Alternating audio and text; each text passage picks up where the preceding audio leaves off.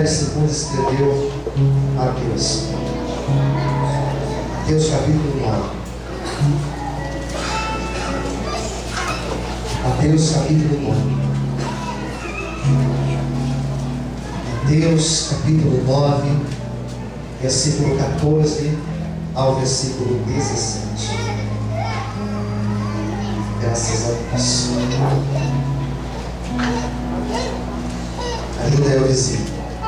Percebeu que está perdido? Ajuda ele. Na minha Bíblia tem um título assim: O Jejum. Versículo 14. Então chegaram ao pé dele os discípulos de João, dizendo: por que jejuamos nós, os fariseus, muitas vezes, e os teus discípulos não jejuam? E disse-lhes Jesus: podem porventura andar tristes os filhos das bodas enquanto o esposo está com eles? Dias, porém, virão em que lhes será tirado o esposo, então jejuarão.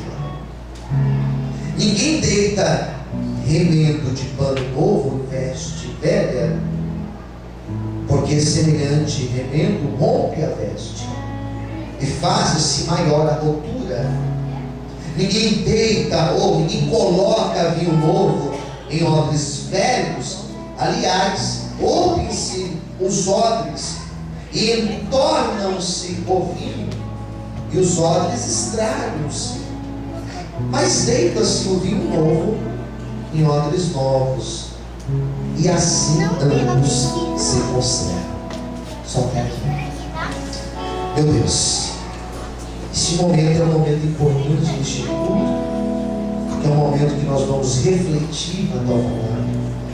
Fale conosco, Senhor, e dê a inspiração do teu doce Espírito Santo, para que ao abrir da minha boca a tua palavra seja ministrada com confiança. Fale à igreja, fale com todos, é que eu te peço e te agradeço, em nome de Jesus. Amém? Você pode desocupar sua mão e aplaudir o Senhor nesse tempo.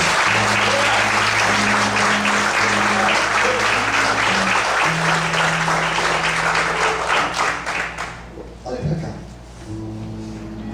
O texto que nós acabamos de ler, ele está dentro de uma história, ele está dentro, vamos colocar a expressão, dentro de um episódio de Cristo.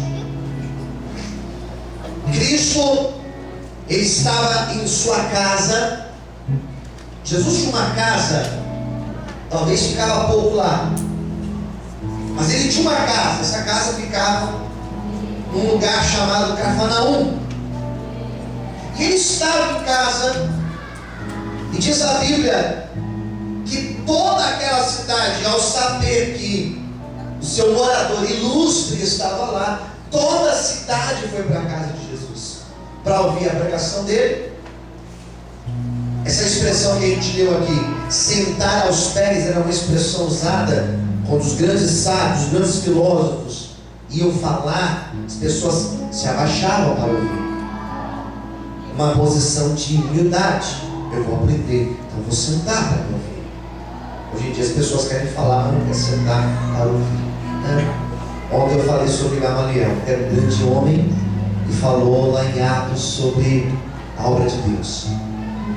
Daí Jesus estava ali e a multidão sentada ouvindo o Senhor falar.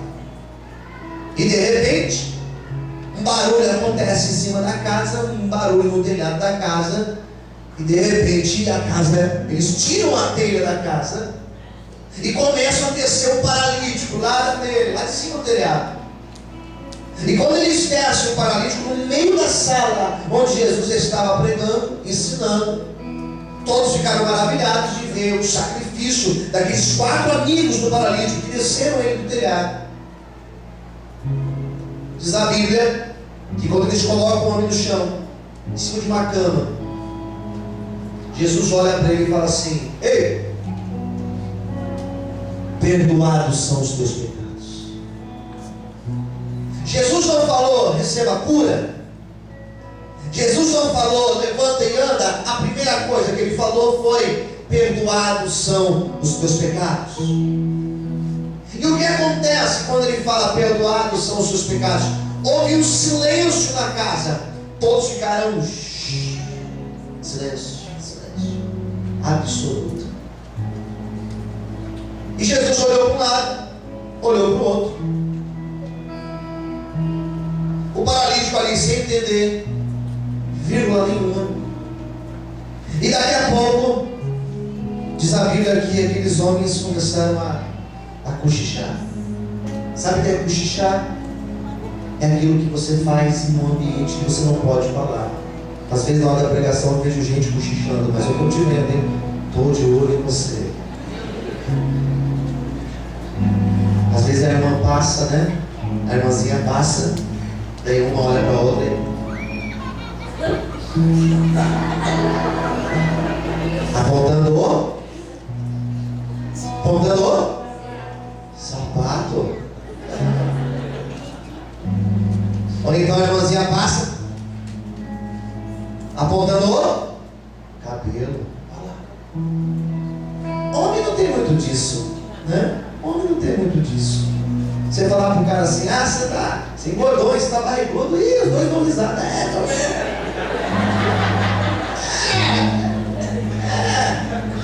Já casei, né? Nem liga. Quem tá ligando? Para a mulher já é mais complicado. Barrigudo, irmã. Tem que separar aqui da briga.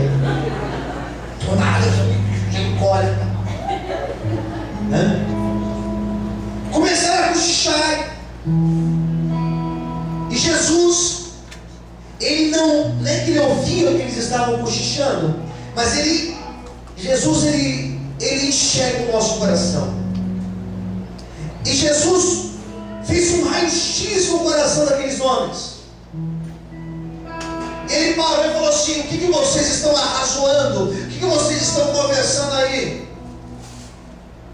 E ninguém falou nada. Ele mais uma vez altera a voz e fala assim: para que vocês saibam que o Filho do Homem, ele se refere a ele. Essa expressão Filho do Homem significa o Filho de Deus, eu, o Cristo. Para que vocês saibam que eu tenho poder, que sobre o meu nome existe poder para perdoar pecados, para que vocês possam saber que eu tenho a autoridade do meu Pai para perdoar pecados. Ei, paralítico, levanta e anda. E diz a Bíblia que ele pulou e começou a caminhar para a glória de Deus. Aleluia! Coisa linda! Aleluia! Daí os religiosos tiveram que balançar a cabeça e falar: realmente, esse homem aí é o Filho de Deus. Jesus sai de lá e ele vai para um outro lugar. Ele vai para um lugar chamado alfândega. Sabe o que é uma alfândega? Ele vai a um lugar, e nesse lugar existiam várias cabines. Eram várias repartições, era uma repartição pública e tinham várias cabines. E ali quem trabalhava ali eram homens chamados, a profissão deles eram publicanos. Repita comigo: publicanos. E o que os publicanos faziam? Quando você lê a palavra publicano, para você entender, o que os publicanos faziam? Eles trabalhavam para o Império de Roma. Roma tomava conta de Israel. Então eles tinham seus funcionários que trabalhavam ali. E o que esses publicanos faziam? Lembra da história de Zaqueu? Ele era publicano, ele era um cobrador de impostos. Então os publicanos estavam ali, todos devidamente uniformizados, todos judeus, aquela barba, aquele cabelo, o quipá, todos vestidos da mesma maneira. Estavam ali trabalhando, carimbavam os documentos, recebiam o dinheiro, guardavam na gaveta. Estavam ali todos eles. E diz a Bíblia que Jesus passou ali na alfândega. E de repente, você sabe que os publicanos não eram bem vistos. Cobravam impostos. Quem gosta de pagar imposto aqui? Ninguém gosta de pagar imposto. Começo de ano nós pagamos IPVA, só Deus, só Deus. E lá também tinha os impostos, e ninguém gostava de publicanos. E Jesus passou ali na alfândega, e de repente ele olhou para uma cabine, e aquela cabine chamou a atenção. Ele parou na porta daquela cabine, olhou para aquele homem que estava ali sentado, e era um jovem que estava ali trabalhando, e carimbava, e recebia o seu que paga, a sua barba, o seu cabelo. E Jesus parou ali e falou assim: ei, você aí, Levi, vem e segue-me. Era uma profissão mal vista, mas se ganhava muito bem. Quando Jesus olhou para ele e falou assim: ei, vem e segue-me. Quando Jesus falou isso, aquele jovem tremeu, ele estremeceu, o coração dele começou a bater mais forte. Ele ouviu o chamado do mestre. Diz a Bíblia que ele levantou daquela cabine, ele tirou o seu uniforme, ele pede as contas e ele começa a seguir Jesus. E ele foi Mateus, que foi um dos discípulos de Cristo. E aí, pastor? E aí? Sabe quem andava com Jesus? Publicanos. Pessoas que eram mal vistas dentro daquela sociedade. Quem está entendendo, diga amém. Jesus então faz um jantar. E quando ele foi preparar um jantar, quando ele preparou um momento de janta, uma refeição, diz a Bíblia que naquela mesa estavam sentados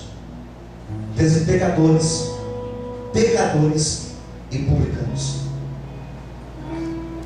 Jesus estava sentado na mesa com pessoas que tinham sérios problemas. Seria mais ou menos eu fazer um churrasco na minha casa hoje. Seria eu fazer um churrasco na minha residência, onde eu só chamo quem eu acho que eu devo chamar para ir na minha casa, e eu convidar para ir na minha residência um traficante do bairro, a jovem que se prostitui do bairro, eu chamar aquele cara que tem um comércio totalmente ilegal, eu chamar essas pessoas para irem lá no meu churrasco, tirar foto e postar essas fotos no Instagram. Imagine só como que vai ser. Eu vi o pastor lá no meio de um pessoal, sabe quem estava na casa do pastor? Estava o fulano de tal lá, estava não sei quem que lá do monte, não sei de onde, estava lá na casa dele. Jesus estava ali sentado com esses homens, e Jesus não estava preocupado com a opinião de ninguém. E chegaram para ele e disseram assim: Senhor, como o Senhor sendo o mestre, como o Senhor sendo o Rabone, como o Senhor sendo o Filho de Deus, como o Senhor se acerta com esses daí? Eles não são sérios, eles não são religiosos, são pessoas pecadoras, são falhos, são pessoas problemáticas. E como o Senhor se senta com eles para comer? E Jesus então toma a palavra e fala assim: ei, amigos, eu não vim para o são,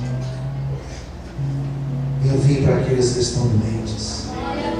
Eu vim para alcançar aquele que está perdido. Eu glorifico ao Senhor que quando Jesus foi me chamar, quando Ele foi te chamar, Ele não olhou para a nossa roupa, Ele não olhou para aquilo que nós fazíamos, Ele não olhou para os nossos erros, para os nossos defeitos. Quando Jesus olhou para mim, para você, Ele viu um homem pecador, uma mulher pecadora, e Ele olhou e falou assim: mesmo assim eu quero Ele, mesmo assim cheio de imperfeições, é esse que eu quero para fazer uma grande obra. Pode ser que você seja uma pessoa cheia de imperfeições, como eu também sou, mas glória a Deus, porque o Senhor me escolheu, e Ele te escolheu para fazer uma grande obra na nossa vida e através da nossa vida. Louvado e exaltado seja o nome de Deus.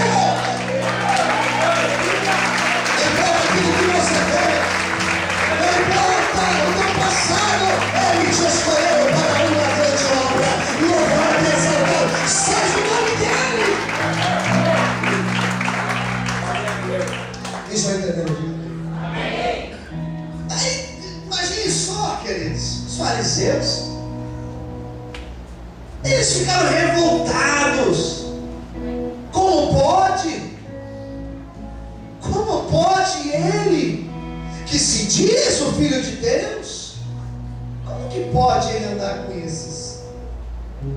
Ele foi interrogado pelos discípulos de João Batista, sobre o jejum. E dentro do assunto do jejum, ele conta 2 ditados. Sabe o que é ditado? É ditado popular que fala isso, é assim, né? O que é isso? São expressões que todo mundo entende. Uma expressão que nós usamos: pau que nasce torto nunca. Tem até uma música, né, que fala isso, né? Mas eu não vou cantar. Senão eu cantei um rap aqui. Compor. Mas hoje eu não vou cantar, não. Daqui a pouco vão me chamar de jacaré. Então eu, jacaré, eu vou um padre gosta. Não, ao contrário. Jacaré, eu vou mais cara de jacaré. São expressões que a gente conta, irmão, todo mundo entende. Ele conta 2 expressões. Ele, quando fala do jejum, ele fala assim: é a mesma coisa que você pegar uma roupa velha, pegar um pano novo e remendar uma roupa velha. Quando você coloca o pano novo na roupa velha, é provável que o buraco lá vai aumentar, vai rasgar mais ainda. Quem entendeu? Diga amém. E todo mundo entendeu aquilo, porque eles usavam esse ditado. E ele conta o segundo ditado: usar odres velhos para pôr dentro o vinho novo. Não pode fazer isso. Porque se você coloca o vinho novo dentro de um odre velho, o odre velho ele vai se romper e vai vazar todo o vinho. Quem está entendendo? Diga amém. E eles entenderam, porque eram coisas do cotidiano deles. Costurar, pôr remendo na roupa. Hoje em dia nós fazemos pouco isso. Hoje as roupas são bem descartáveis, né? A gente compra e paga e, sei lá, compra de monte. Então não se faz mais isso. É muito. E o odre nós não usamos muito, pelo menos no nosso país, nós não usamos muito. Usamos plástico, usamos vidro, alumínio. Mas eles faziam garrafas. Odre é uma espécie de um recipiente. E esse odre, para quem não sabe o que é um odre, esse recipiente, ele era feito de couro de cabra, jamais de porco, porque o porco é um animal impuro para o judeu. Então é de cabra. Eles pegavam o couro, com muito cuidado, tiravam o couro do animal e faziam aquele recipiente. E faziam ali dentro, colocavam uma espécie de um revestimento de madeira ali dentro, de acácia, tinha outra madeira que eles usavam, não me recordo. E ali eles poderiam pôr leite, por exemplo, e o leite conservava mais. Colocavam água, a água se mantinha fresca. E também colocavam vinho. Daí entra a dinâmica da minha pregação. Odres novos para o vinho novo. Diga para quem está perto de você: Deus tem um vinho novo para colocar na tua vida. O que representa isso? O Senhor falou: olha, é impossível, olha aqui para mim, é impossível você pôr vinho novo se o odre estiver velho. E o que o Senhor estava falando para aqueles homens? O Senhor estava falando da mentalidade daqueles homens, a forma que eles pensavam. O Senhor nessa noite está falando da nossa mentalidade, nossa maneira de pensar. Eles tinham uma mentalidade antiga, e quando Jesus ia introduzir um conceito novo para eles, eles não entendiam. Olha que coisa.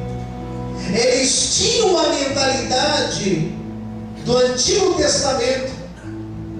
Eles tinham a mentalidade do judaísmo. Eu precisaria de mais uma hora para pregar essa mensagem, mas deixa eu tentar resumir. Eles tinham uma mentalidade que a pessoa, para ser perdoada, tinha que levar um sacrifício, um animal para ser imolado. Eles tinham uma mentalidade sobre somente o judeu era salvo, que a salvação era apenas para o judeu. Eles não imaginavam que o Senhor poderia salvar o samaritano, um publicano. Eles não imaginavam que o Senhor poderia alcançar outras nações. Então eles tinham uma mentalidade fechada, e Deus queria que aqueles homens tivessem a mente aberta, que o recipiente da mente deles fosse aberta, para que o Senhor introduzisse novas ideias para eles. Sabe qual é o problema? Às vezes temos uma mentalidade velha. Às vezes pensamos que o Deus que nós servimos é o Deus do Antigo Testamento. Às vezes pensamos que Deus, Ele está em procura de sacrifícios. Na verdade, Deus não quer sacrifício. Na verdade, Deus quer um coração de adorador. Às vezes pensamos que o Deus que nós servimos é um Deus que está mais interessado na oferta que entregamos na sala. Não, é engano nosso. Deus está mais interessado na sinceridade do nosso coração. Às vezes pensamos que Deus está interessado naquilo que possuímos, naquilo que somos, naquilo que nós representamos, quando na verdade Deus está mais interessado se o nosso coração tem sido verdadeiro e sincero na presença dEle. Se você quer o nome de Deus, se abra e deixe o Senhor fazer uma grande obra na tua vida nesta noite. Você pode aplaudir e exaltar o nome de Deus. Aleluia!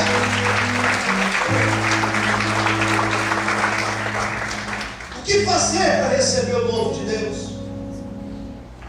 Esvaziar a mente velha. Se desapegue do passado. Diga para quem está perto de você: desapegue do passado. Irmão, olha aqui para mim, por favor. Ei, como você quer viver o novo de Deus? Se a tua mente está lá no passado, no que perdeu, no que não deu certo. Quantas pessoas que estão na igreja precisam ser curadas? Porque são pessoas que se decepcionaram no passado. Preste atenção aí. São pessoas que se decepcionaram no passado e vivem até hoje remoendo. Ah, pastor, mas eu não perdoei. Mas quando foi isso? Foi lá em 1930. Até hoje. Esqueça. Como a pessoa vive o presente, irmãos, se ela ainda está apegada àquela vida que ela tinha no passado, aquela vida de pecado. Ah, mas às vezes me faz falta, eu tenho lembranças. Ei, você não percebeu que o tempo passou? E que Deus tem coisas novas para fazer na tua vida.